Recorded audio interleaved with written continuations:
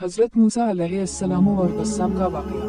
हज़रत मूसा अलैहिस्सलाम अल्लाह रब्बुल इज़्ज़त के जलील अलक़दर पैगंबर थे।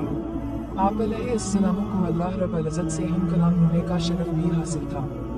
एक मर्तबा हज़रत मूसा अलैहिस्सलाम जब खुद तौर पर अल्लाह रब्बुल इज़्ज़त से हम कलाम हुए, तो इन्होंने अल्लाह तबारक व तआला से पूछा कि जन्नत में मेरा हमसाया कौन होगा। तो अल्लाह रब्बुल इज़्ज़त ने फरमाया कि फलां शहर का कस्साब जन्नत में तुम्हारा हमसाया होगा। हज़रत मूसा अलैहिस्सलाम को यह सुनकर बड़ा तजस्सुस हुआ कि वो कस्साब आखिर ऐसा कौन सा अमल करता है जिससे इस कस्साब को इतना बड़ा रुतबा हासिल हुआ। हज़रत मूसा अलैहिस्सलाम इस शहर की जानिब गए और वहाँ कस्साब को तलाश किया और खामोशी से देखते रहे कि आखिर इसका ऐसा कौन सा अमल है जिस पर अल्लाह ने इसे इतना अजीम मर्तबा अता फरमाया है।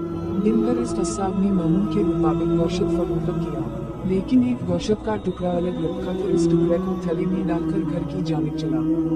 हज़रत मूसा अलैहिस्सलाम भी इसके पीछे पीछे इसके घर तक गए। फिर हज़रत मूसा अलैहिस्सलाम ने इस कस्साब से इसका मेहमान बनने की गुजारिश की, जो इसने बाखुशी कबूल कर दी।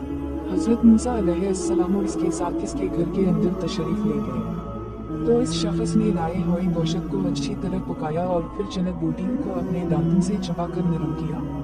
फिर घर के अंदरूनी हिस्से में चारपाई पर लगी एक बूढ़ी खातून को उठाया, इसे प्यार से खाना खिलाया और इसका बिस्तर वगैरह सीधा किया। फिर इस बूढ़ी खातून ने इस कस्साब के कान में कुछ कहा जिस पर वो मुस्कुरा दिया। कस्साब ने इस औरत को बिस्तर पर लटाया और खुद कमरे से बाहर आ गया। फिर इसने हज़रत मूसा अलैहिस्सलाम को खाना खिलाया।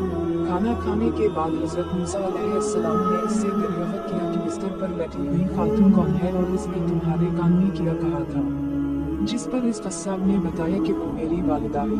वो बेहद सादा औरत है। मैं जब भी इनकी खिदमत करता हूँ और इनको खाना खिलाता हूँ तो वो मुझे यही दुआ देती है कि अल्लाह मेरे बेटे को जन्नत में मूसा का हमसाया बनाना, जिस पर मैं मुस्कुरा देता हूँ कि कहीं मैं एक मामूली सा कस्साब और कहीं अल्लाह रब्बुल इज़्ज़त के बरगज़ीदा नहीं। इस पर हज़रत मूसा अलैहिस्सलाम ने फरमाया कि मैं ही मूसा हूँ और मुझे अल्लाह ने बताया है कि तू जन्नत में मेरा हमसाया होगा। यही सुनकर मैं तुम्हारी ज़ियारत के लिए आया हूँ। अल्लाह रब्बुल इज़्ज़त से दुआ है कि हमें भी अपने वालिदैन की खिदमत करने की तौफीक दे और इनकी दुआएं हमारे हक़ में कबूल फरमाए। आमीन या रब्बल आलमीन।